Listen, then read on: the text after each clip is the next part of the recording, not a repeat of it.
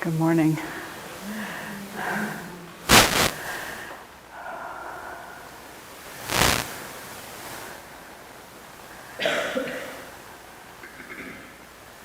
I'm going to read you a poem.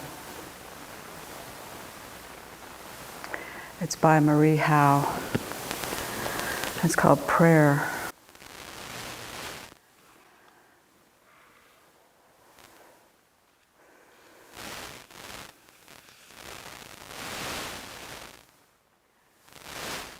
Every day I want to speak with you,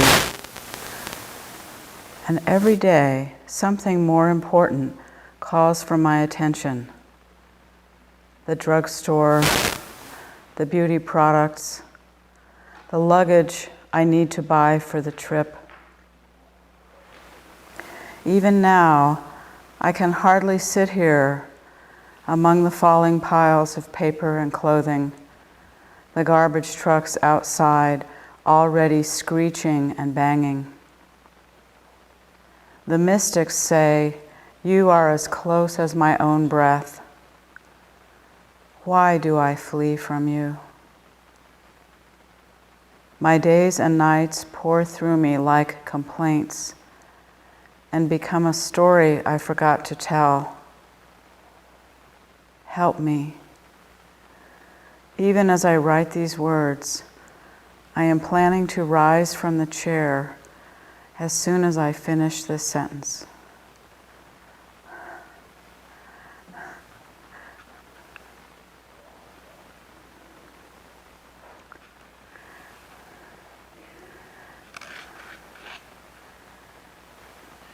That's what we do, isn't it?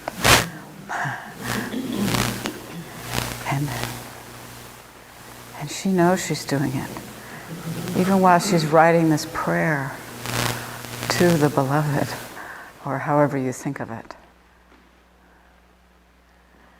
And she says, "Help me."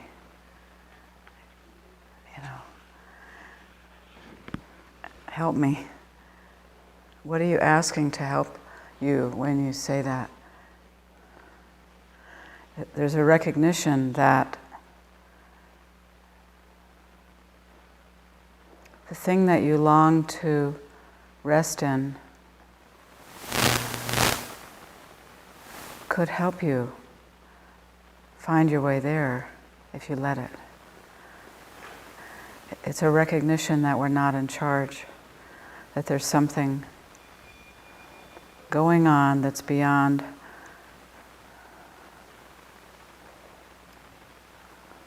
our mind's attempt to think we can understand.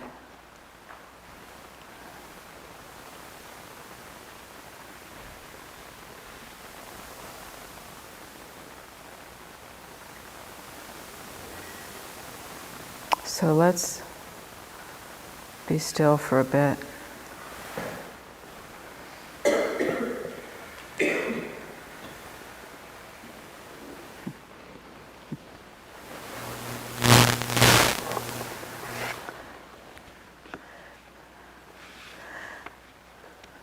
Hafiz said, "I felt in need of a great pilgrimage, so I sat still for 3 days."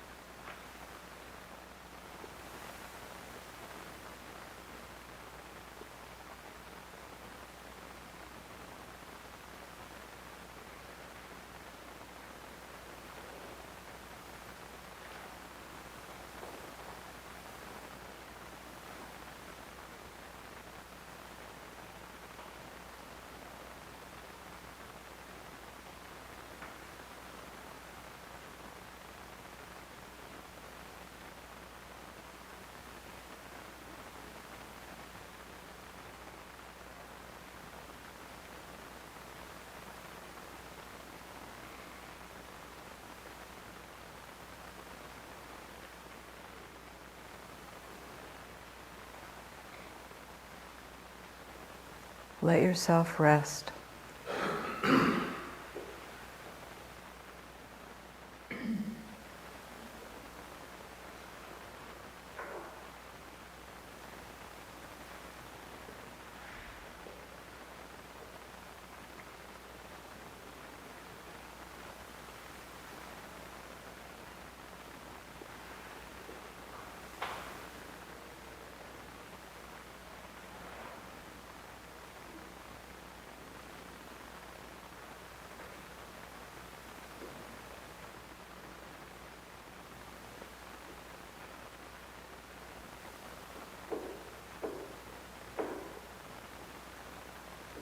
What if you could finally absolutely rest?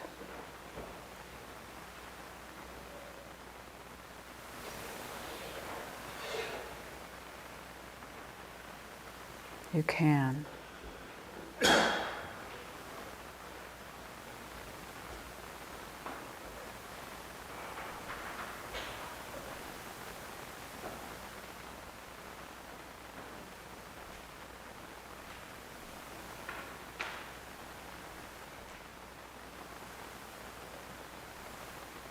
You don't have to be a self right now.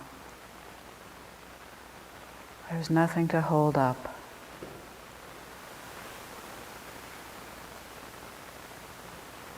It takes no effort to breathe.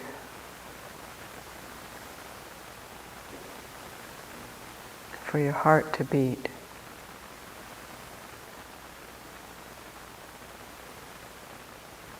Gravity is holding you where you are. You don't have to do it.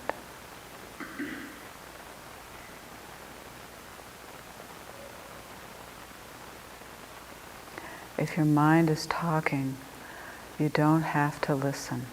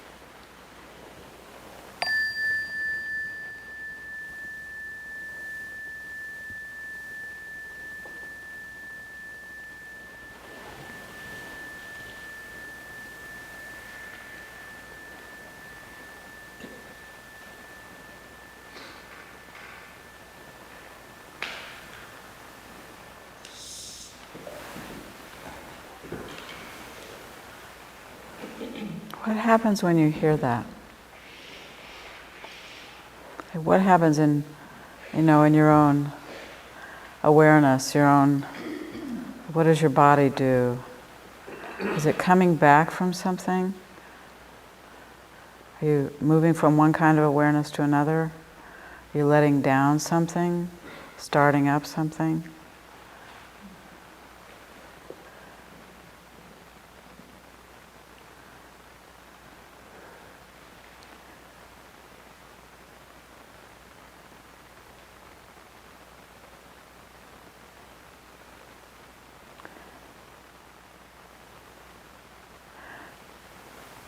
Eckhart Tolle told us a very funny story about walking down a city street and passing somebody who was muttering to himself out loud. Seemed like a crazy person, And then Eckhart realized that's what we do. Somehow when it's inside here, muttering to itself, we don't equate that with crazy. But if you suddenly started saying it, it's not. So if you hear sound, so we're sitting here in meditation and you hear sound downstairs or, somebody's stomach or whatever. It's all in the same. If the now is all we ever have, let's just say it is. Whatever the now is, the racket in here is no different from the racket downstairs or in somebody's chair. It's all just noise. And if you can get friendly with that, it doesn't have to torment you so much. You don't have to get twitchy that somebody else is making noise, and you don't have to get caught up in your own racket. It's just ambient sound, just like the wind blowing.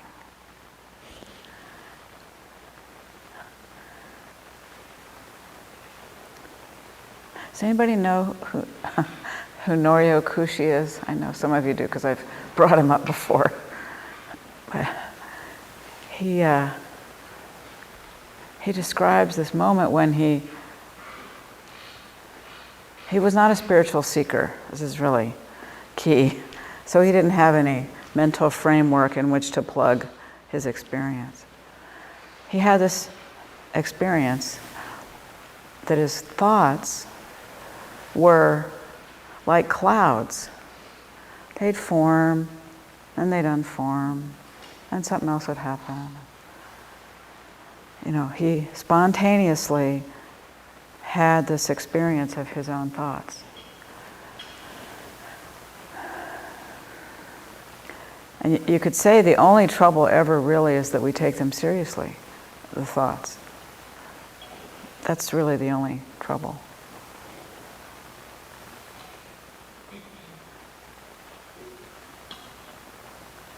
So if I say to you, if I ask you, what do you mean when you use the expression, my life? What does that mean to you? My life. The kind of thing that we sit quietly reflecting on in middle age or once in a while at other times, or if you're talking to somebody about my life, what does that conjure for you? In some way, it's something past this moment, isn't it? It's something, in order to consider it, or to reflect on it, or to describe it, or handle it in some way, judge how it's been going, or what do you want to do with whatever time remains. In order to do that, you have to think, don't you? You have to remember my life. It's history, partly. There's a context. Or it's my life at present, we say. But what's the difference between the now, which means what you can directly experience, feel, do, which is where all of life has ever taken place. What's the difference between that and my life situation at the moment? What part of you do you need to engage in order to look at the situation? You cannot directly encounter the situation, ever, ever.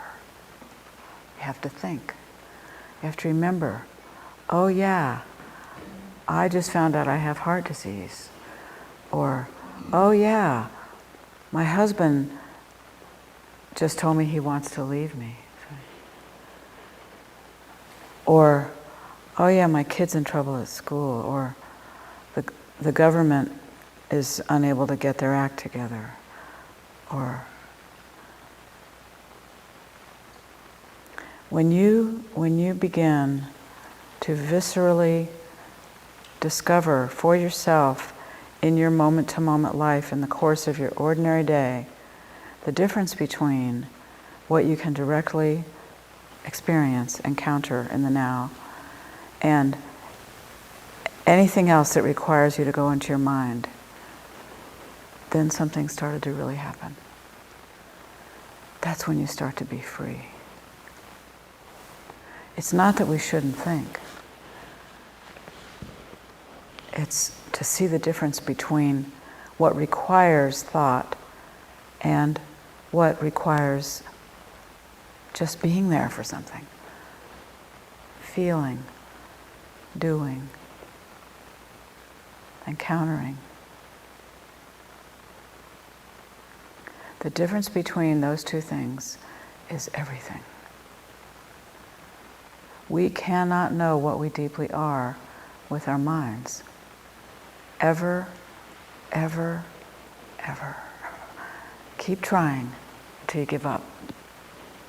If you want to know what you are, if you want to come to the end of your life and not feel like you missed the thing, learn in a visceral way what is the difference between anything that requires thinking and present moment isness or being. This isn't about a great spiritual experience. Forget that. This is not a mystical thing. If you think of it that way, forget it. This is about doing your ordinary stuff. There's always something happening, isn't there? We're physical. We're located in space. We're here, not there. The senses pick up data about the very local universe. We have sensations in our body. There's activity of all kinds in our bodies, thought, feelings. When I become aware of the immediate that I have access to via my senses, then the cherished thing is happening. It's perfectly ordinary. If you're waiting for something grand, you're wasting your time. And maybe sometimes it is grand. But the doorway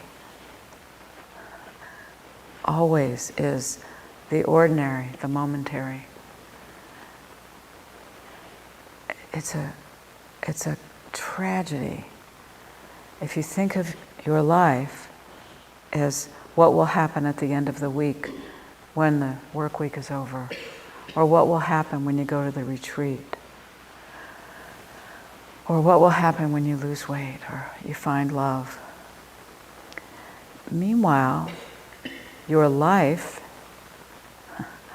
is occurring over and over again, and you're missing it.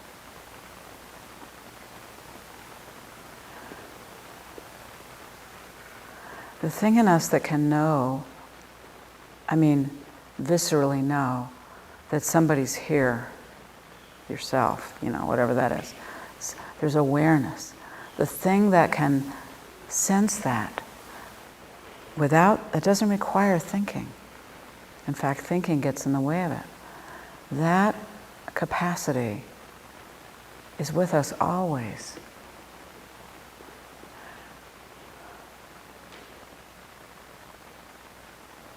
It's the thing, it's there when you're brushing your teeth. And even when you're doing unpleasant things like being at a job you don't like, and there's always going to be stuff we don't like. It's not going to stop. It hasn't stopped so far. There's always going to be ordinary stuff. The vast majority of our time is spent on stuff that's somewhere between boring and hard.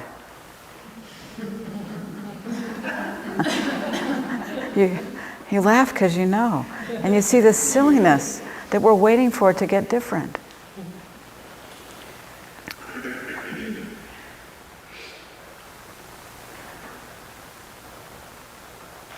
And we're so accustomed to think, my life, what makes for my life being good is the circumstances or the occasions, or the episodes, or the qualities of what's happening, being a certain way that brings satisfaction and fulfillment and all that. And that's the problem, that we think that. It's when the ducks line up in a row that life becomes good.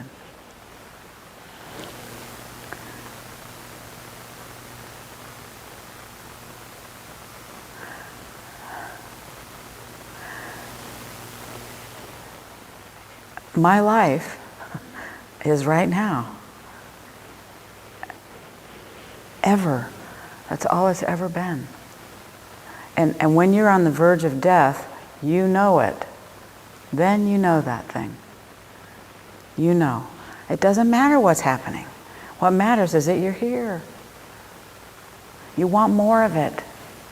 More and more and more and more and more. All the stuff we mow down to get to the good parts. What we're mowing down is the blessed thing that we want.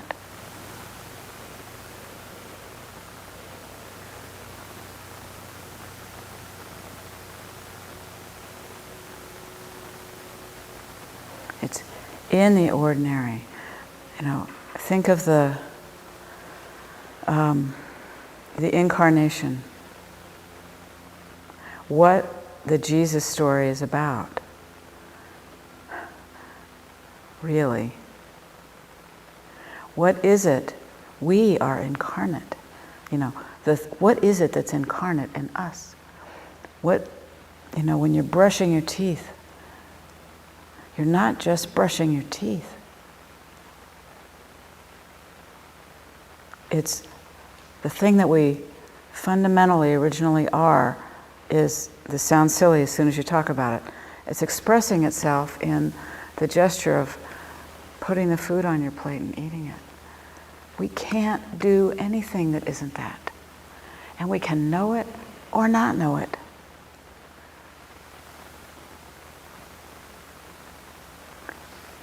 It's like, okay, so we are bodied. We get tired and sick and we die and we age and have stomach aches and maybe we have partners or children, or we do work, it's all bodied. But that's not the only thing that's going on. There's no contradiction at all between the ordinary physical movement, life, decay, appearance, and the vast thing that we know we are when we get absolutely still. That's not a contradiction. It's the thing expressing itself in a gesture, the thing that pulled me toward the spiritual practice that I was pulled toward a long time ago was somebody said to me, somebody who had been in it for a while, said that ordinary things felt like worship. Mopping the floor felt like worship sometimes to her. Wow. Got my attention. Who likes to mop the floor? To me, worship had been what, when I was a kid, what you did in church on Sunday. Ritual and I loved all that. I actually really loved all that, but it was just Sunday in a certain building.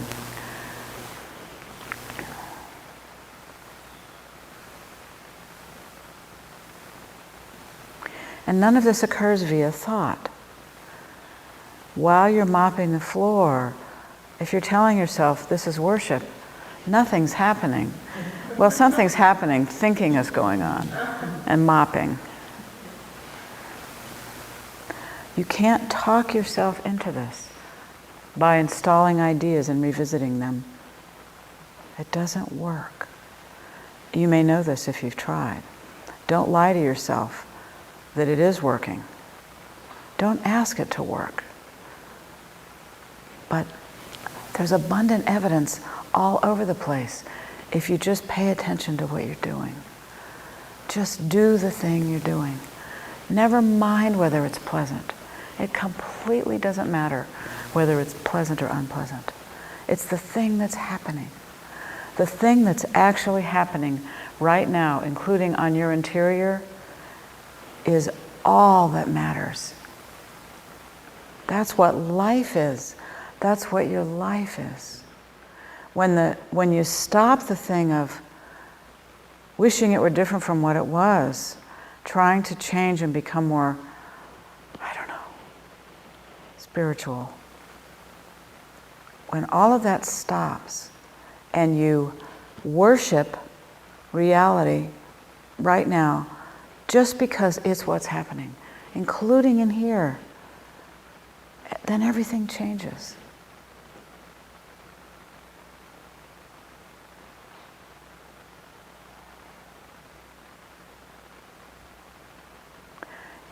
It doesn't work to go looking for a certain kind of experience. And if you've had a memorable, transformative experience, it's very poignant. We do have minds that can remember that. You don't always remember it. You've had that experience, doubtless, a number of times. And your mind was so quiet and far gone at the time that there was nothing there to recall it later. You can bet it happened when you were a kid. But if you do remember something like that, when you revisit it, or when it visits you,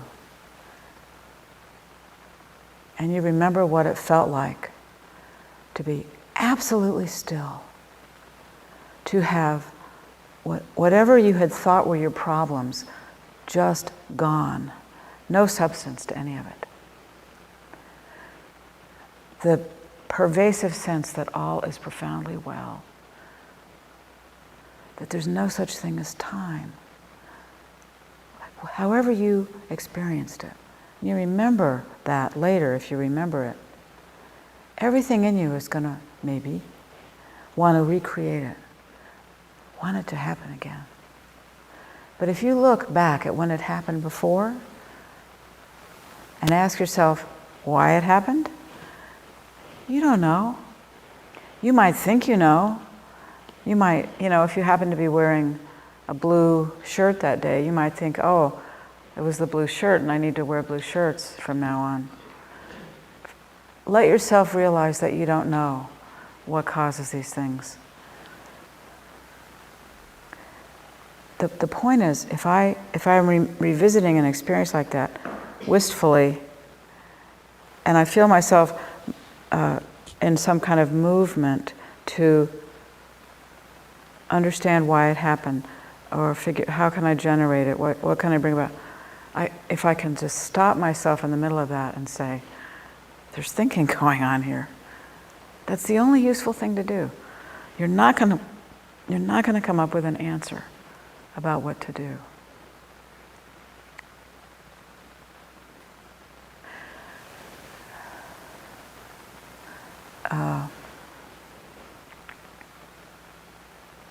So you say, oh, well, okay, then what? Again and again, the only what is, look around you. When you, in a moment when you become self-aware, count yourself blessed, because you didn't make yourself become aware, it just happened. If you're aware of yourself, including, whatever all is going on, whether it's out there and here, if you need to say something to yourself or focus your attention, you can say, this is it. This is it. And it is. It's only ever been this in a moment when you become aware, including whatever's happening, in the immediate scene, whatever you're doing or observing or however you feel. This is it. However boring or difficult or unspiritual it may appear to you, over and over again. And to the extent that you can flood the momentary it with neutral awareness like light, and not try to manage it, not try to understand, not wish you were different or wish the situation were different. And if that happens, see that you're doing it. To the extent that you can just feel the space in which all of this is happening, including whatever's going on in here, then you're really there. And that's all we want. That's what we want not to have missed. And you watch your mind, probably it's happening right now, but certainly in your momentary experience as you continue on in your life, you watch your mind with a million yeah buts. Millions. Yeah, but I have these problems. Yeah, but I have to figure out this situation, or yeah, but I had that awful childhood. And then you have two choices. You can engage the thought, or you can see that you're thinking. And feel how good it is to rest. When you don't engage the thought, it's like relaxing into an easy chair. And that feels so much better than whatever it would have felt like if you had engaged the thought, however dignified the thought or true it appeared to be. Krishnamurti, someone told a story of an experience that J. Krishnamurti had once, an encounter with a monk.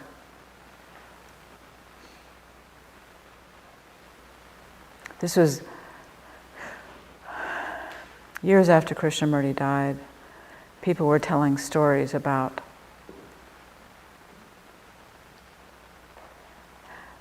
experience they'd had with him, or they had observed that he had in an encounter with somebody else, and so that's how this story comes to us now. And now I'm telling it, so you're getting it. It's like refried beans, refried many times. So I won't get it exactly right, but that's okay. This monk came to Krishnamurti. He'd walked many miles to get to where he was.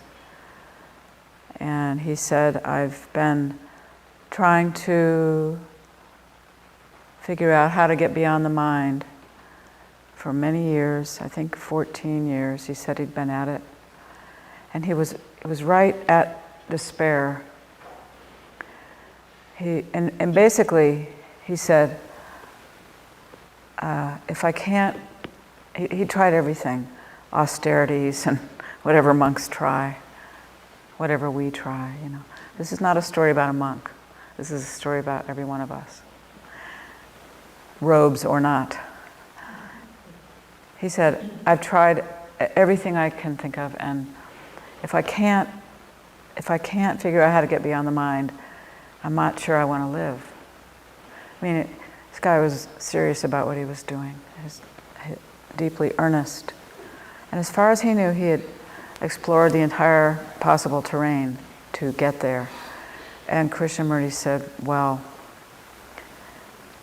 rather than trying to come up with an answer to that, I'd like to kind of redirect your attention to the thing that's trying to accomplish this. What is it in you that's trying to get beyond the mind? And the monk went into meditation spontaneously. And the person who later told the story was sitting there watching all this. Lucky for us. And a few minutes later, the monk opened his eyes, and there was a very peaceful expression on his face. And he said, wow, my mind was absolutely quiet there.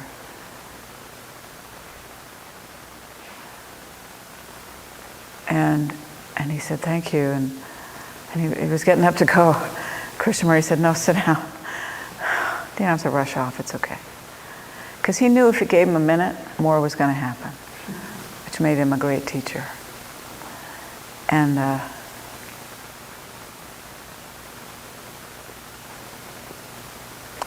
the monk, sat back down. He said, okay, that was really wonderful. My mind was absolutely quiet. But I just have one question. And Krishnamurti said, yeah, I know. Go ahead, fire away. And the monk said, how can I get it to happen again? And Krishnamurti said, what's asking this question? What part of you, is it the empty stillness that's asking this question? No. It's the same thing, the mind, that came here in the first place wanting to know how to get beyond the mind. Why did the monk's mind go quiet in the first place? Because the perspective got shifted. Krishnamurti got him to back away from the thing asking the question to look at the thinker. The only problem ever is that we think we identify with the thinker. We think that's what we are. So, and he said that to the monk, so what's asking this question? What can I do to get it to last? See, he didn't try to answer the question, how to get it to last. That's a total waste of time. How do I have this certain kind of experience that I had once? It's a total waste of time. What's not a waste of time is ask yourself, what is it that wants this? What is it that's asking this question? That's fruitful. So the monk's eyes fell shut again. And that time, a few minutes went by, opened his eyes, and they were full of tears. And he said, I won't come again. God.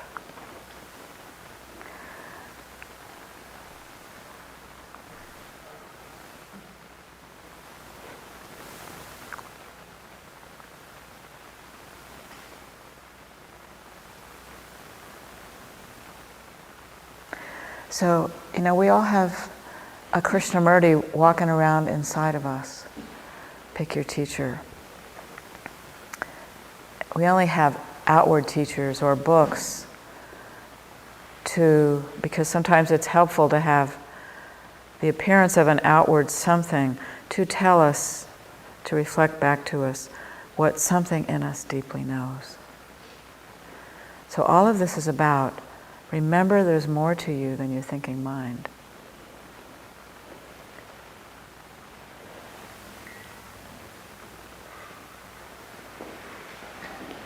I want to read you another poem by Marie Howe.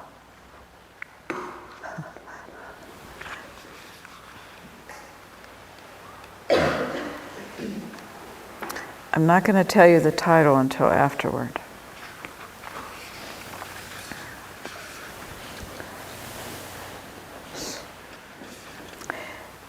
Even if I don't see it again, nor ever feel it, I know it is.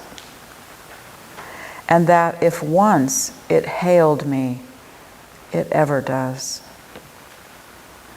And so it is myself I want to turn in that direction, not as towards a place, but it was a tilting within myself. As one turns a mirror to flash the light to where it isn't.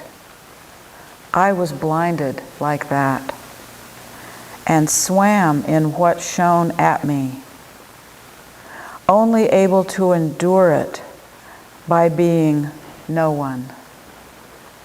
And so specifically myself, I thought I'd die from being loved like that.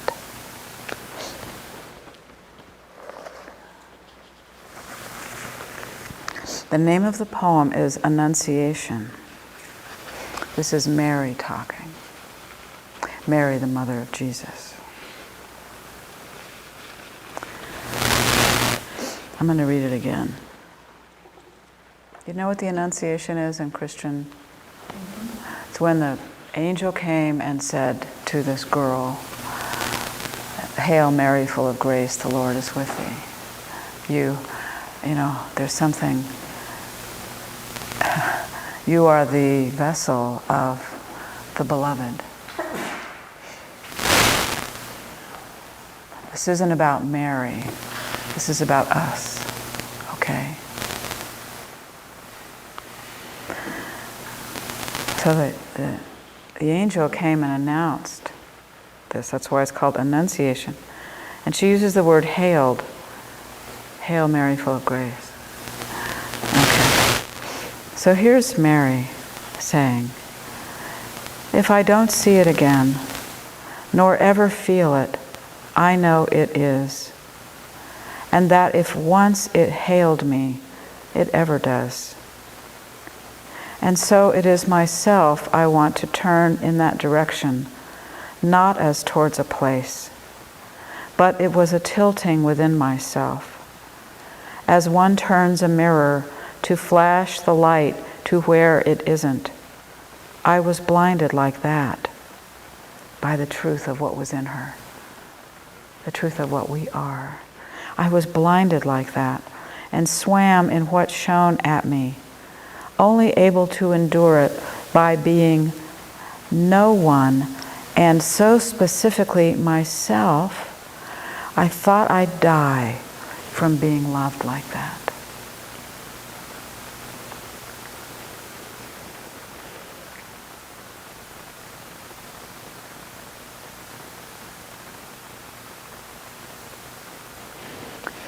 The feeling is of being loved.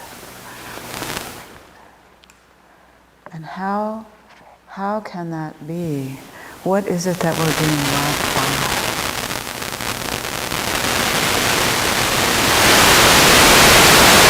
Everything we've done wrong, all the ways we've created,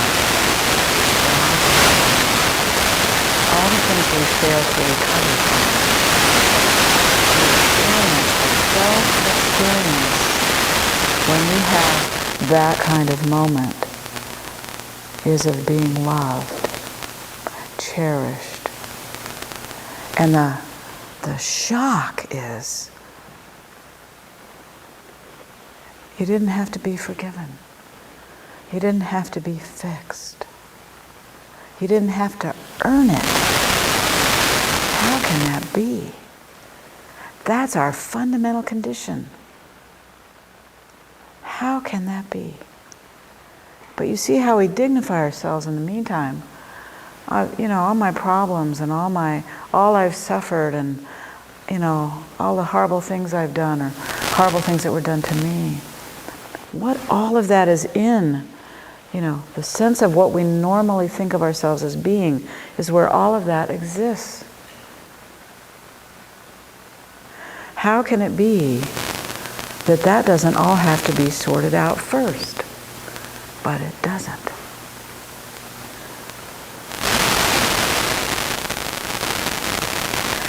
And almost everybody has a load of emotional pain that that's close to the sort of daily conscious awareness, or deep down and just weighing you down like a ton of bricks that you fall through life. Talk about what do we all have in common.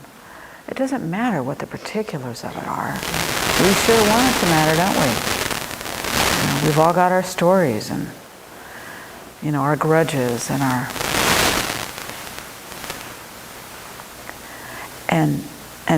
and there's a lot in the spiritual lingo and writing and chatter about how none of that's who you really are.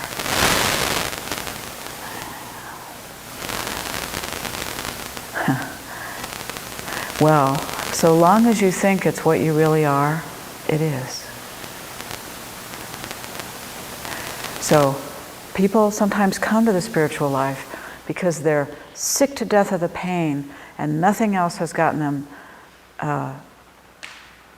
away from it or healed it. So they try this new way. It's just and for many people it becomes just another way to distance yourself from your agony. And the way that gets justified is, oh, well, it's not really what I am. Horseshit.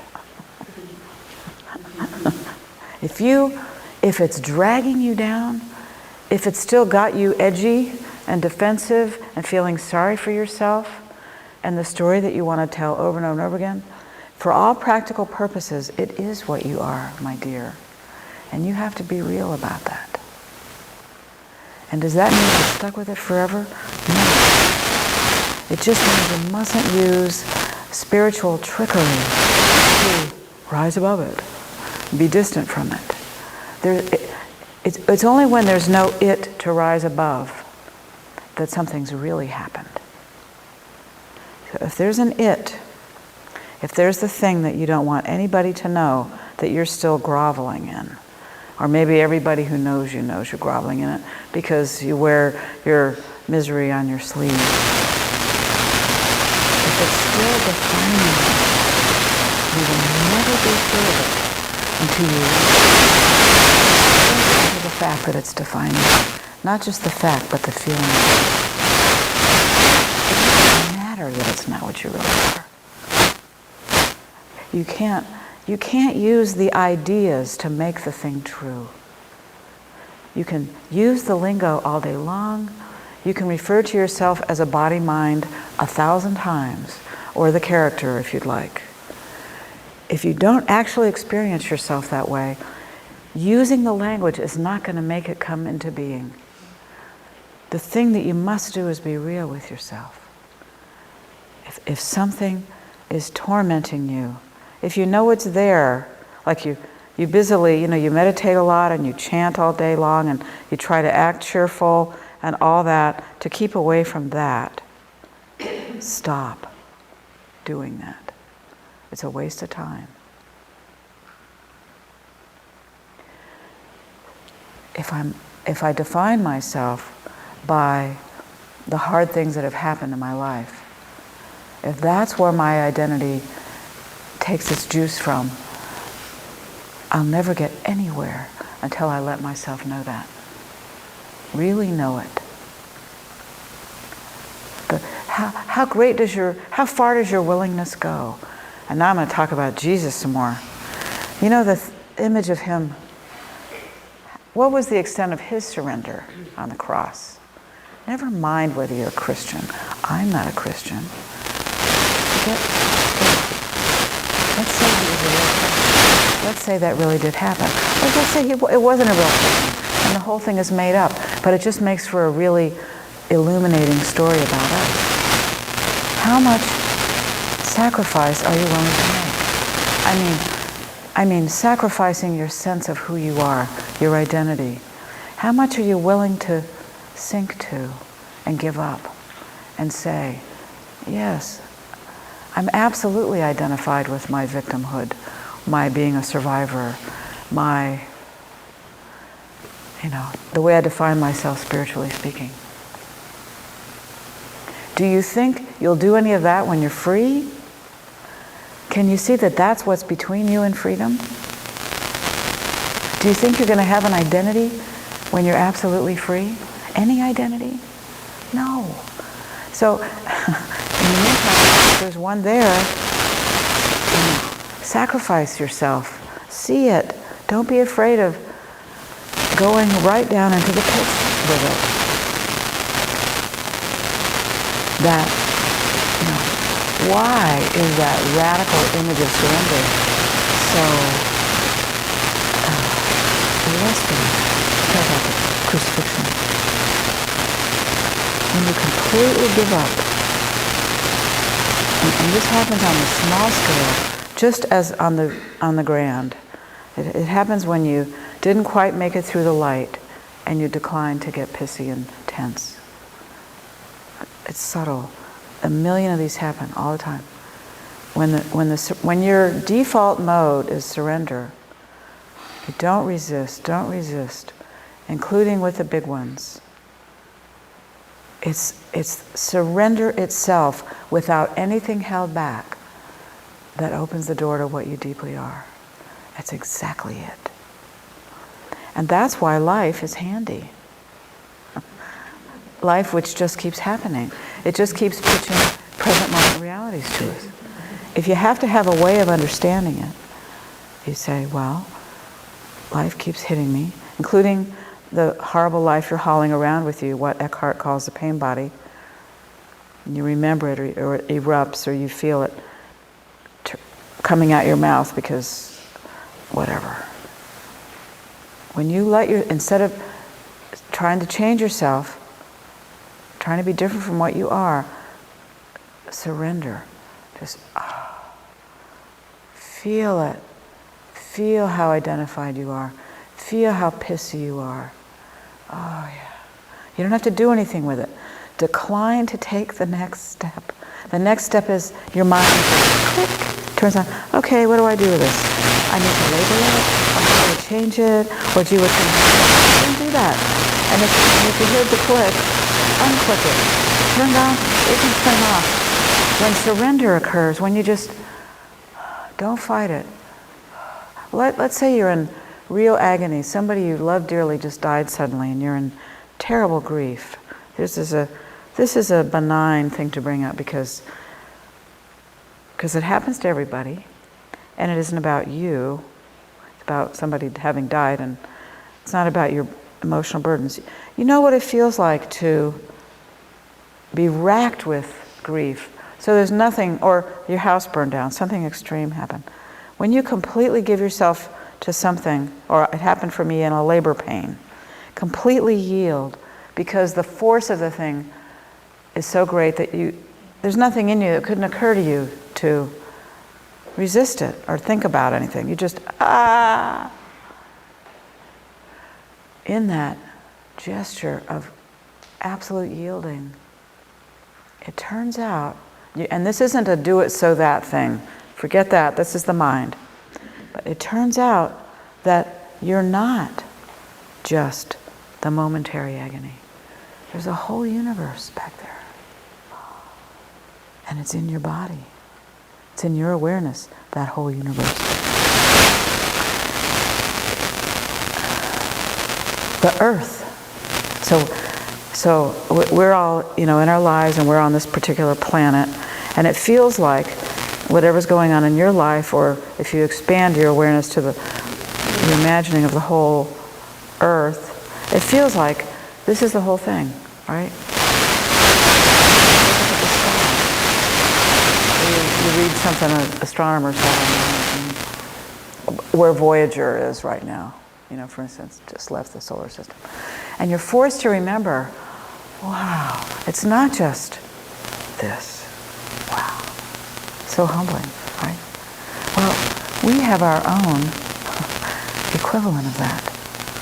When you think you're your ego, and you're in there and having all the emotional agony, that thing that you're absorbed in, that feels like the whole world, whatever, and even if there's an extreme, it's just this little tiny part of what you are, just like the whole universe. And how do we come to know that, actually experience that vastness, that, it's like she said in this poem, I become no one at all and exactly myself.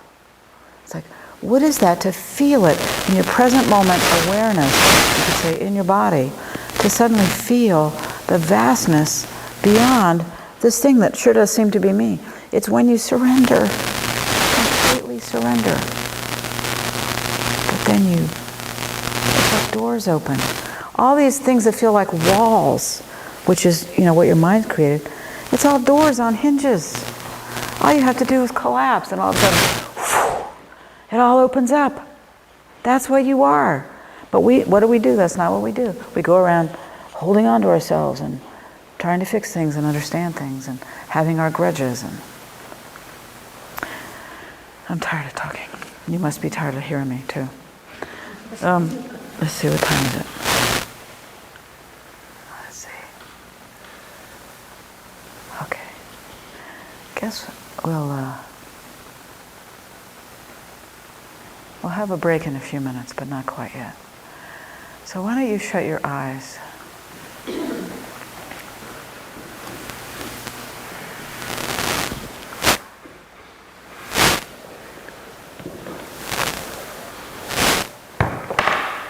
Excuse me.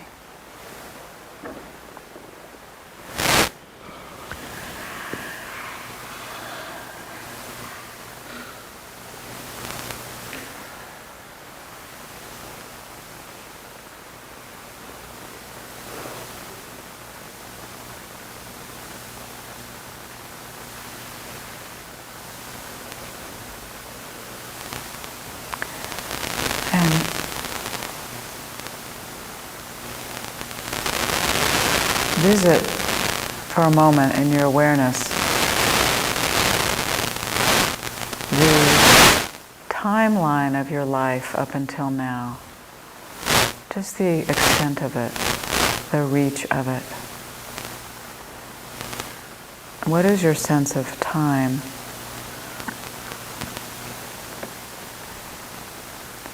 In what we call the past. And see how you can remember a huge amount, and you have a rough idea of when things occurred. It's a huge amount you can't remember, but you know it happened. And see how the more recently something occurred, the closer it seems to be to now.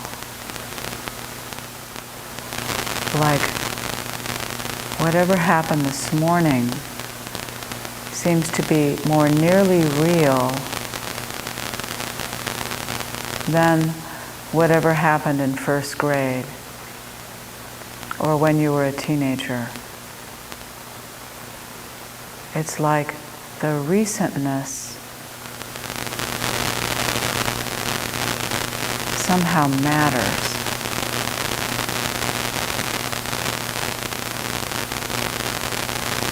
The order of things seems to matter. One thing occurred before another.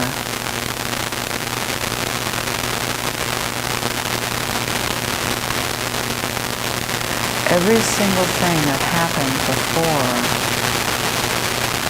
occurred in the now. When it wasn't occurring anymore,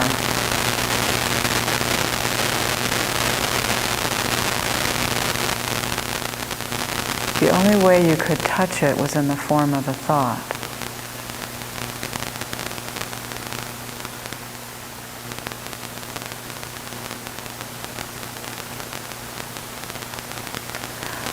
Your entire past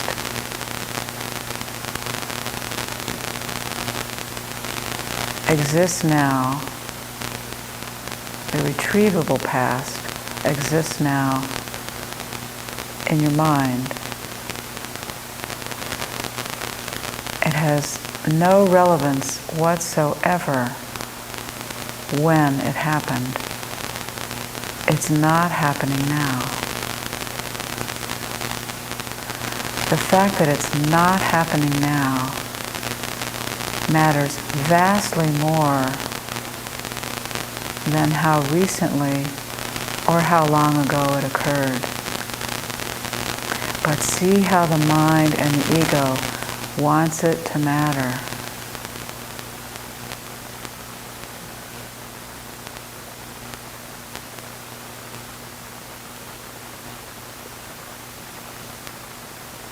Everything that happened before now is equally gone.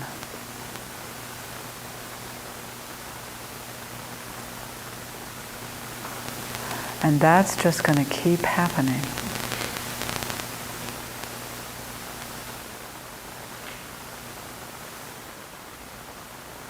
The mind cannot understand how any piece of the past is the same amount of gone.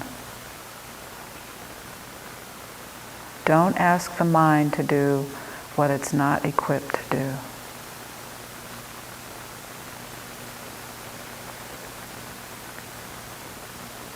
However vivid the memory, it's still a memory.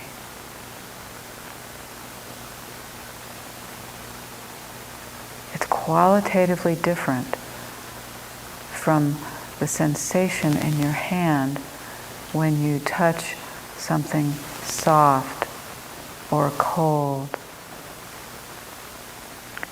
or when you kiss somebody.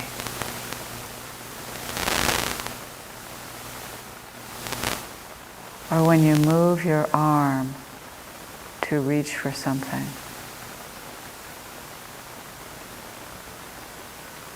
You don't have to think to do any of that.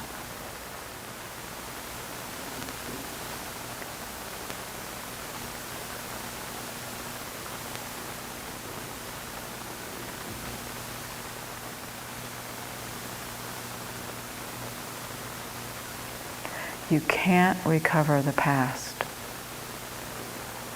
You cannot get back there. You can think it into being and climb inside the thought about it. But you can't get back there.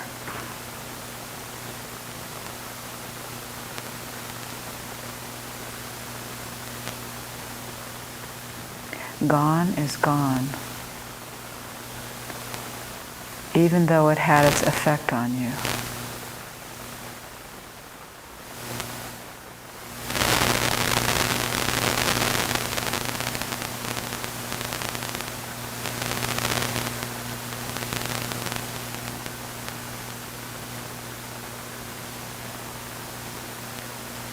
Being able to remember something doesn't make it any more real now than it would be if you weren't able to remember it, or if you just didn't happen to remember it in a given moment.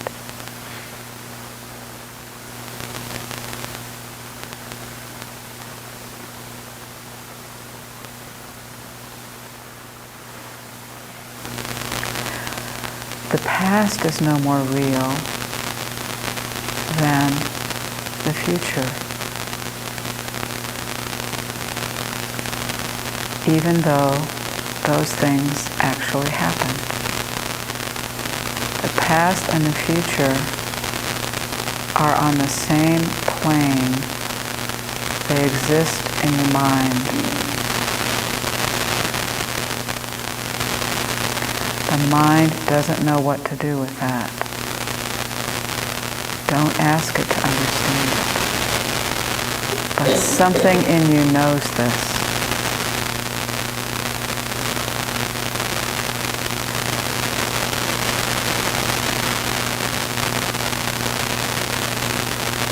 You can't feel in the future. You can't feel in the past.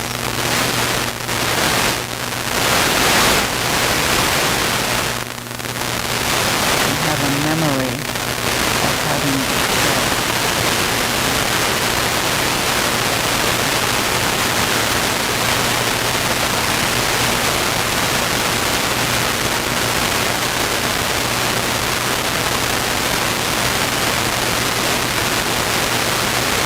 Every moment you live, you're in the now. Sometimes you know it, and sometimes you think it.